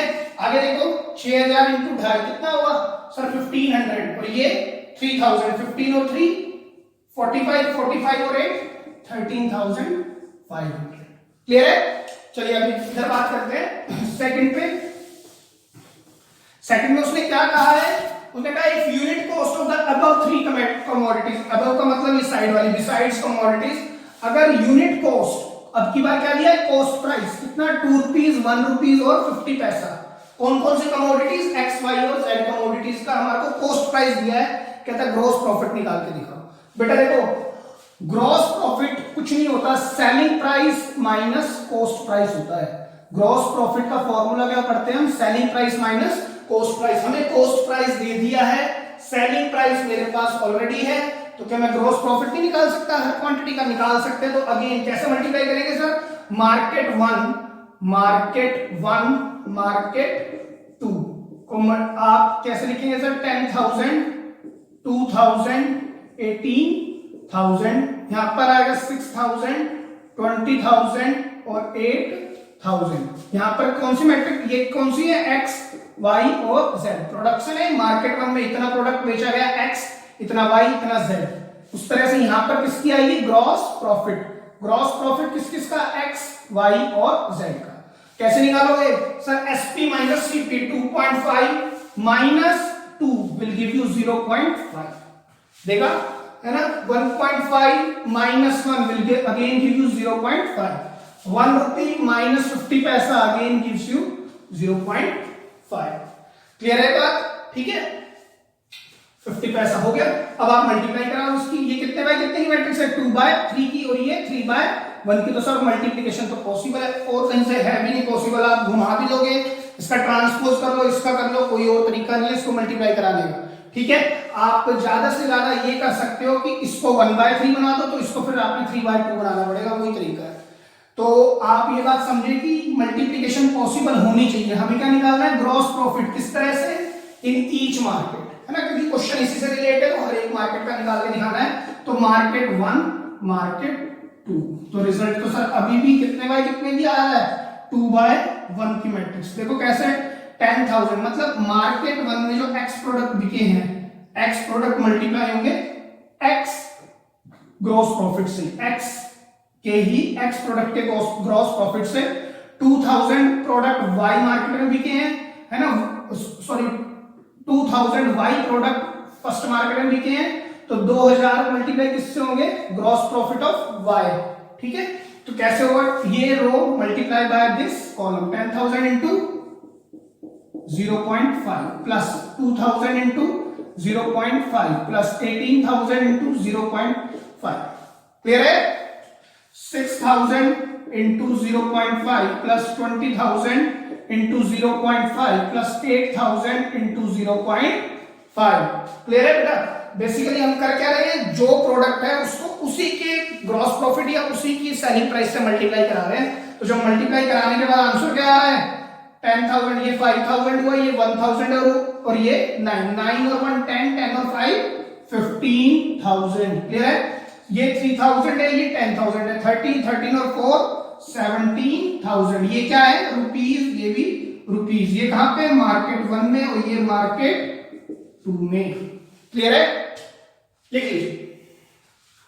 तो स्टूडेंट्स देखते हैं मिसलेनियस एक्सरसाइज से पहले जो मिसलेनियस एग्जांपल्स दिए हुए हैं, उसका पहला एग्जांपल व्हिच इज एग्जांपल 26, उसमें बोला गया है if a is this matrix then prove that a raised to the power n is equal to this। मैंने आपको बताया था जब जब इस चैप्टर के अंदर पावर में n रखेगा तो आप इन क्वेश्चंस को प्रिंसिपल ऑफ मैथमेटिकल इंडक्शन के द्वारा ही प्रूव करेंगे।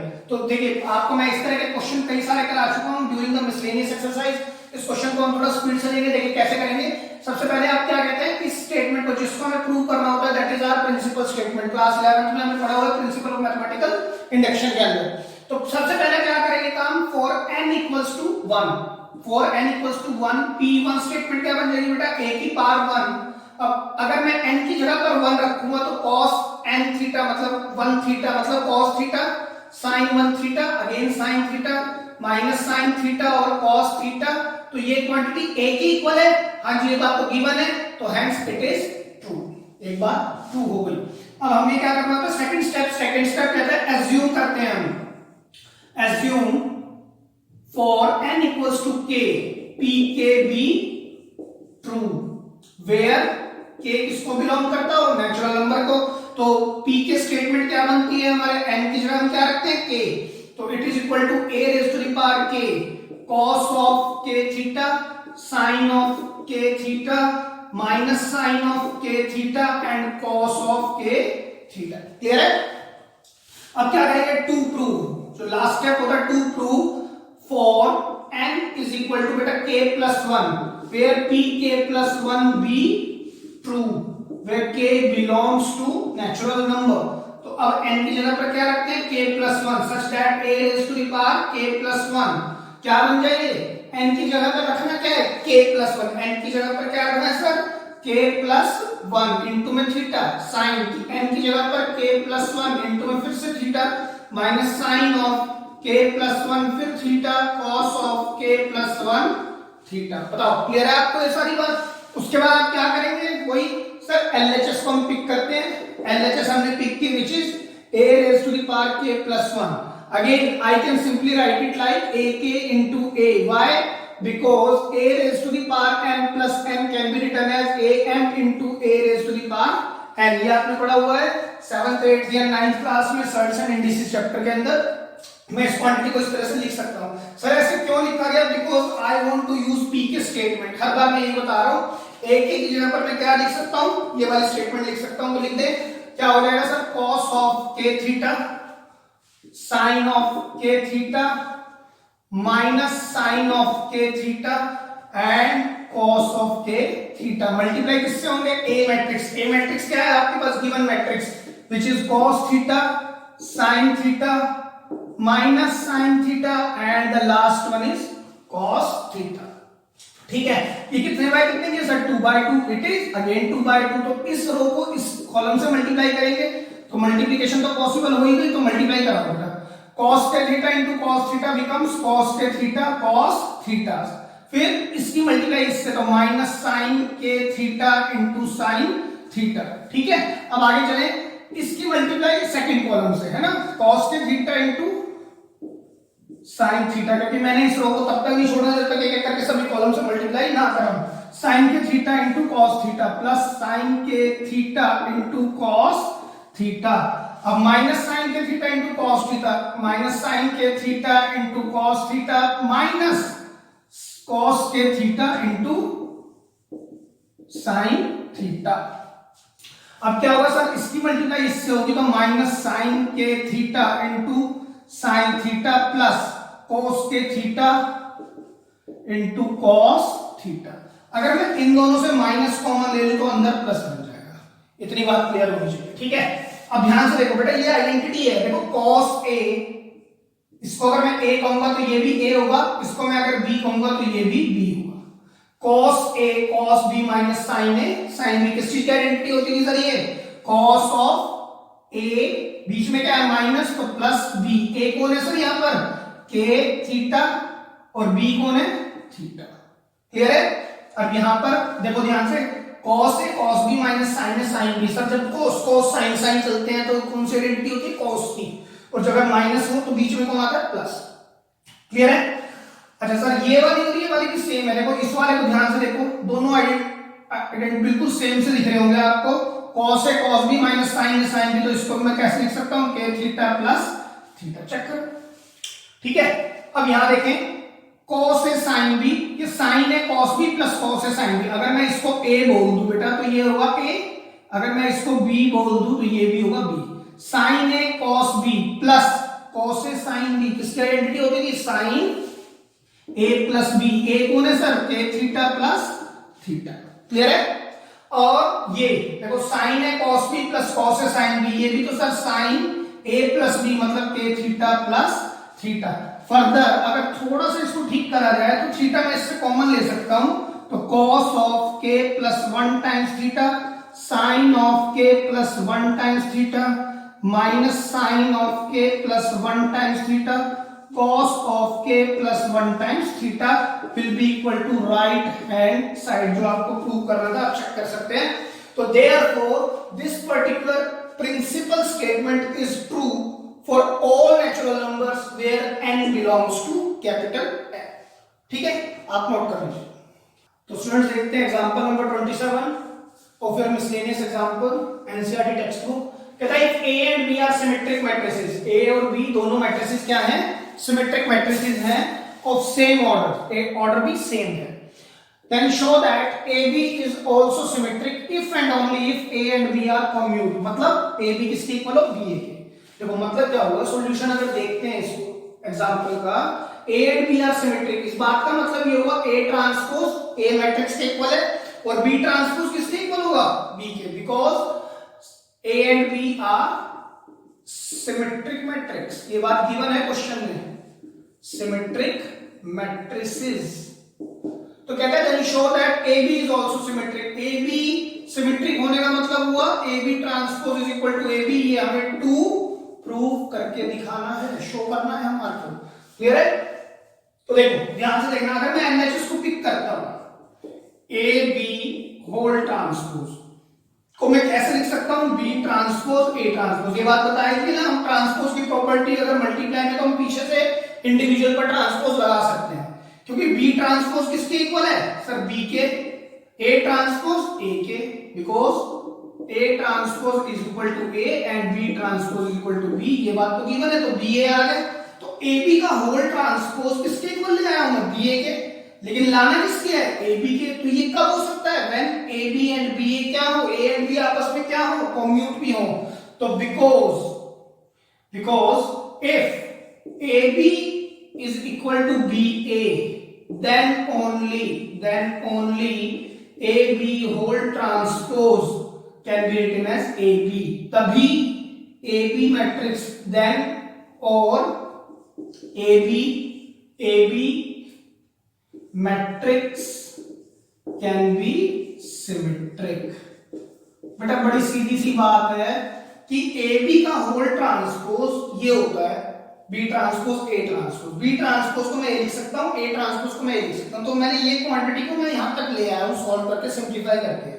लेकिन मैं BA को AB नहीं लिख सकता। BA और AB इक्वल नहीं होते हैं एज पर द मैट्रिक्स। लेकिन क्वेश्चन ने कहा है ये सिमेट्रिक तभी हो सकता है जब A और B क्या हो, कम्यूट। तो मैं भी एक बात कह रहा हूं, यस इफ AB किसके इक्वल हो जाए, BA के, then only AB matrix can be symmetric matrix. मतलब AB का ट्रांसपोज अपने ही इक्वल हो, AB गिवन मैट्रिक्स के इक्वल होगा। क्लियर है बात? तो जब तक ये AB मैट्रिक्स कम्यूट मैट्रिक्स नहीं होगी तब तक AB ट्रांसपोज AB के इक्वल भी नहीं होगा। क्लियर है? लिख लीजिए। तो स्टूडेंट्स देखते हैं आपके इस लेक्चर का last question which is example 28 of miscellaneous. देखिए बोलता है A matrix, B matrix, C matrix, तीन मैट्रिक्स दिए हैं, फाइंड करनी है matrix D such that CD minus AB is equal to null matrix. तो इसी क्वेश्चन को CD minus AB क्या हो, null मैट्रिक्स हो। null matrix can B of any order whether it is rectangular or square। ठीक है, तो पहले CD मैट्रिक्स और AB मैट्रिक्स लिखते हैं। C मैट्रिक्स क्या है सर, 2 5 3 8। अब D मैट्रिक्स मुझे लिखनी है, उसकी थोड़ी सी स्पेस छोड़ के अब A मैट्रिक्स लिखते हैं, 2 3 -1 4। और B मैट्रिक्स क्या बेटा, 5 7 2 and 4 is equal to null matrix. अभी नल मैट्रिक्स स्पेसिफाई नहीं कर पा रहे हो, है ना, डिपेंड करता है कि सर कैसी लेनी चाहिए। देखो ध्यान से देखिएगा सर, C मैट्रिक्स जो है वो कितने बाय कितने की है, 2 बाय 2 की है। जो D मैट्रिक्स है उसका पता नहीं है। A मैट्रिक्स वो भी कितने बाय कितने की है, 2 बाय 2। B मैट्रिक्स भी और A मैट्रिक्स भी। अब जो D मैट्रिक्स है वो कुछ ऐसी लेनी पड़ेगी कि इसकी मल्टीप्लिकेशन पॉसिबल हो जाए, तभी तो हम D मैट्रिक्स को ढूंढ पाएंगे। तो D मैट्रिक्स की अगर मल्टीप्लिकेशन पॉसिबल करानी है तो नंबर ऑफ रोज कितनी लेनी पड़ेगी, इसकी 2 लेनी पड़ेगी। और कॉलम सर कुछ भी ले सकते हैं, लेकिन जो CD मैट्रिक्स निकलेगी वो यहां से तो 2 आ जाएगा, माइनस जो AB मैट्रिक्स निकलेगी वो कितने बाय कितने की निकलेगी सर, 2 बाय 2 की। बेटा अगर इन दोनों को प्लस या माइनस कराना है तो ऑर्डर तो सेम चाहिए। तो यहां पर कौन आएगा, 2, तो यहां पर कौन आएगा सर, यहां भी 2 आएगा, तभी तो पॉसिबल हो पाएगा। तो इस बात का मतलब ये हुआ D मैट्रिक्स कितने बाय कितने की लेनी पड़ेगी, 2 बाय 2 की। क्लियर है आपको बात? तो देखिए ध्यान से, हम कैसे लेंगे D मैट्रिक्स को, 2 बाय 2 की लेनी पड़ेगी हमको। तो मैं यहां पर लेट करता हूं, let the D matrix be small a b c and d। तो मैं यहां पर लिख देता हूं a b c d, ये भी 2 बाय 2, ये भी 2 बाय 2। तो अब मल्टीप्लिकेशन पॉसिबल होगी। क्लियर है? तो अब आप अगर मल्टीप्लाई कराएंगे इस रो को इस कॉलम से, 2a + 5c, फिर 2b + 5d, 2b + 5 times d, फिर sir 3a + 8c, 3a + 8c, फिर 3b + 8d, माइनस सर किस रो को इस कॉलम से, 2 5 जा 10 -7 कितना आएगा, 3, 2 2 जा 4 -4 सर 0, 3 5 जा 15 + 28 कितना होता है, 43, 15 + 28, हाँ 3 2 जा 6 और 16 सर 22 इज इक्वल टू, अभी मैं कोई ले रहा हूं उसको। ठीक है, अब आप अगर इसको करेंगे प्लस माइनस कर सकते हैं क्योंकि सर ऑर्डर तो सेम है, अब तो किया जा सकता है। तो ये कितना आएगा, 2a + 5c - 3, 2b + 5d, ये कितना आएगा बेटा, 3a + 8c - 43, और ये कितना आएगा, 3b + 8d + 22 is equal to null matrix. अगर दोनों इक्वल होंगे तो ये 2 बाय 2 की है, तो नल मैट्रिक्स भी 2 बाय 2 लेनी पड़ेगी, तभी तो कॉरस्पॉन्डिंग एलिमेंट्स को इक्वल कर पाएंगे आप। ठीक है, और हाँ एक चीज और बेटा, प्लस नहीं आएगा, यहां पर आएगा माइनस, बाकी सब ठीक है। ये -3 दिया, ये ठीक है। क्लियर है? तो अब आप इसको सॉल्व करेंगे, कॉरस्पॉन्डिंग एलिमेंट्स को इक्वल कर दें। देखिए पहली इक्वेशन बनेगी 2a + 5c - 3 = 0, और a और c वाली में एक और बनेगी, मैं इसको ही लिख रहा हूं, 3a + 8c - 43 is equal to also 0, और एक बनेगी 2b + 5d is equal to 0, एक बनेगी 3b + 8d minus 22 is equal to 0। Clear है?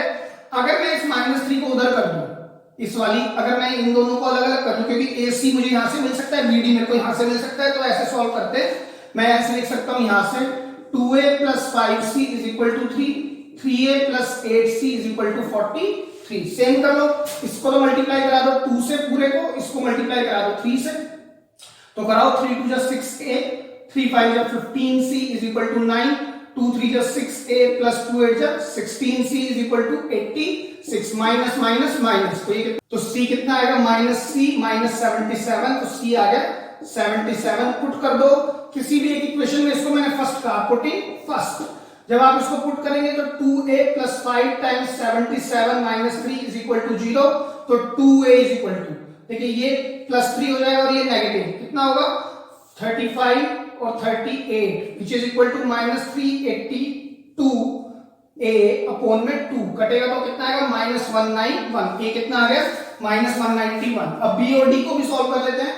देखो यहां से सॉल्व करते हैं, 2b plus 5d is equal to 0 है, 3b plus 8d किसके इक्वल होगा 22 के। अगर इस ऊपर वाली क्वांटिटी को मैं मल्टीप्लाई करा दूं 3 से, इसको करा देते हैं 2 से, कराएं तो 3 2 जा 6b plus 15d is equal to 0, 2 3 जा 6b plus 16d is equal to 44। Negative negative negative, तो -d is equal to -44, तो d आ गया हमारे पास 44। पुट कर दो इसको in equation second, let's suppose it is second one, तो 2b plus 5 times 44 is equal to 0, तो 2b is equal to -220, तो b आ गया बेटा -110।